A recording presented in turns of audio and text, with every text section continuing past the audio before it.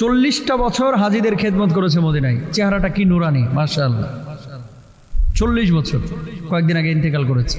আর প্রতিদিন 40 বড় বড় ফ্লাক্স, 40টা ফ্লাক্স ভরে নিয়ে এসে 40 বছর পর্যন্ত উনি ফ্রিতে চা, কফি, খেজুর হাজিদের মধ্যে বিতরণ করেছেন, নিজের অর্থায়নে, সাহায্য সহযোগিতা নিয়ে না। মজার বিষয় হচ্ছে এই ব্যক্তি কিন্তু সৌদিয়ান না, উনি এসেছিলেন সিরিয়া থেকে।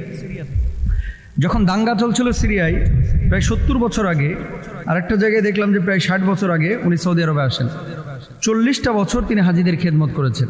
তাকে জিজ্ঞেস করা হয়েছে এত কষ্ট করেন কেন?